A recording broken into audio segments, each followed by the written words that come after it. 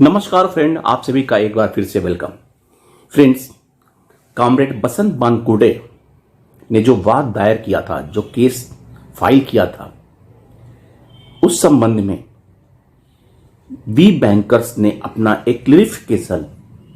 दिया कि अदालत ने कहा है कि भारतीय बैंक संघ आईबीए और यूबीओ बिचौलिया है, यानी कि मिडिल मैन। जो बात बैंक कर्मियों को वी बैंकर समझाता रहा, अब वही बात कोल्हापुर की दीवानी अदालत ने अपने एक आदेश में कही है। नीचे जो अदालत का आदेश है उसका पैरा नंबर 11 अब मैं आपको पढ़ के बताऊंगा। उसके बारे में रिपोर्ट करते हुए कहा कि अदालत के समक्ष आईबीए के विद्वान अधिवक्ता द्वारा एक दलील देते हुए आपत्ति की गई कि चूंकि पेंशन अपडेशन एक द्विपक्षीय समझौते के अंतर्गत आता है, अतः इसे औद्योगिक विवाद अधिनियम के यानी इंडस्ट्रियल डिस्प्यूट एक्ट के अंतर्गत न्यायाधिकरण के समक्ष ही उठाया जा सकता है। दीवानी अदालत को इसे सुनने, इस पर न्याय करने का अधिकार नहीं है, यानी कि सिविल कोर्ट में यह केस नहीं सुना जा सकता। आईबीए की दलील और ऑब्जेक्शन को डिस्पोज ऑफ करते हुए कोर्ट ने कहा कि निसंदेह आईबीए और यूबीओ बैंकों के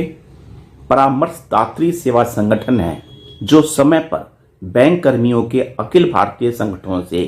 वेतन और सेवा शर्तों के बारे में वार्ता करते रहते हैं।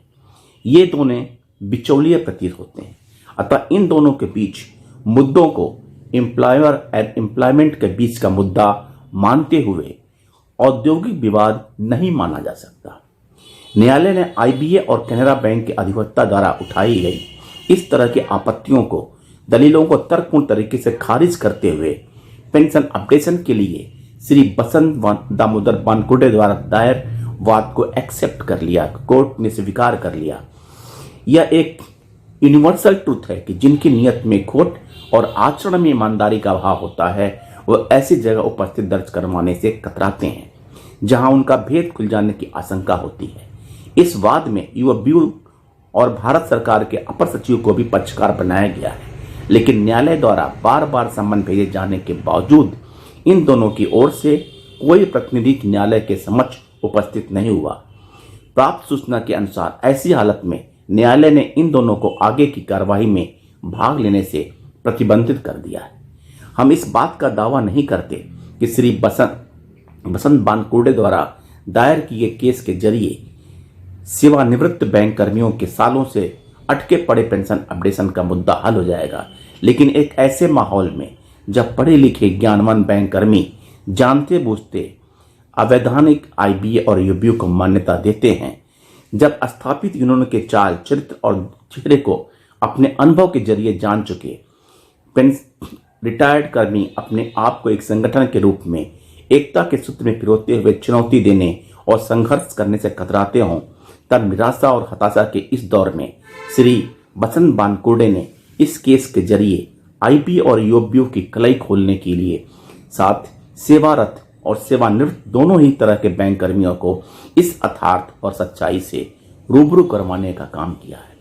कि मौजूदा व्यवस्था में आईबीए और यूबीओ के मध्य सामूहिक सौदागरी के नाम पर ढोंग और नाटक का मंचन होता है, जिसका उद्देश्य बैंक कर्मियों को उस लाभ से वंचित करना होता है जिसके लिए वे पात्र हैं। सच्चाई यही है कि भारत सरकार ने आईबीए को स्थापित यूनियन के नेताओं को साधने का काम दिया हुआ है, जिस आईबीए बखूबी अंजाम देती है, निर्णय भारत सरकार लेती है और जिस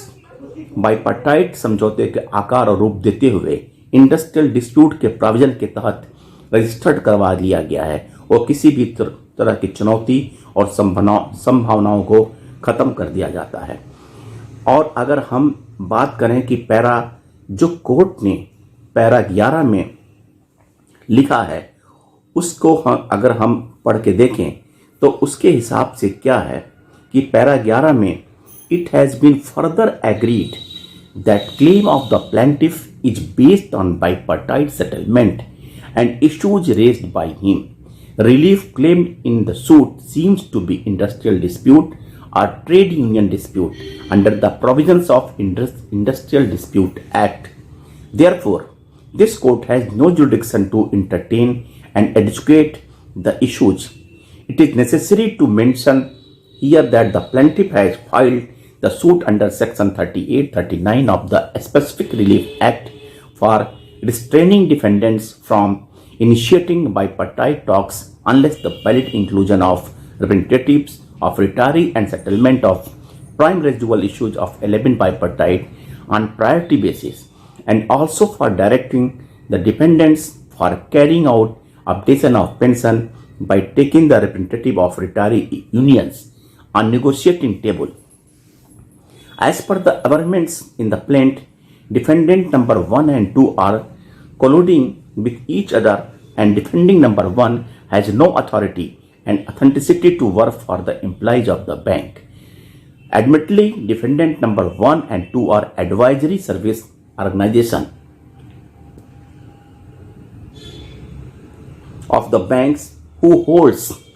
negotiation with all India workmen unions from time to time on the scale of pay and allowances and other service conditions of the workmen employees are its member banks. It seems that they work as a middleman between the bank and employees. Therefore, this does not seem to be dispute between the employer and employee. Therefore, I do not concur with the submission of the learned counsel of defendants that the issues raised by the plaintiff and relief claimed by him are within the ambit of industrial dispute. और इसको final order देते हुए court ने कहा, first, application of the exhibit 35 and 37 are hereby rejected. Second, suit to proceed further. यानी कि ये suit चलेगा और जो ऑब्जेक्शन आईबीए के काउंसिल्स ने उठाया था उसको कोर्ट ने आउटराइटली रिजेक्ट कर दिया और उन्होंने ये माना कि ये मामला एम्प्लॉयर और एम्प्लॉइज के बीच का है और इसको उन्होंने एक्सेप्ट किया और इस वर्ड को यूज किया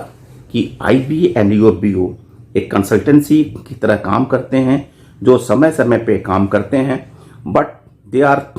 it seems that they work as the middle man between the bank and the employees. और ये कहना अनुचित होगा कि सारे काम करने के बावजूद भी आईबीए ना आरटीआई के अंतर्गत कोई जवाब दे सकती है, ना रजिस्टर्ड बॉडी है और फिर भी 8 लाख एम्प्लॉइज का भविष्य का निर्धारण करती है। ये गवर्नमेंट के पार्ट से भी ठीक नहीं है और आईबीए को इस तरह की मान्यता नहीं मिलनी चाहिए। थैंक यू, नमस्कार फ्रेंड्स।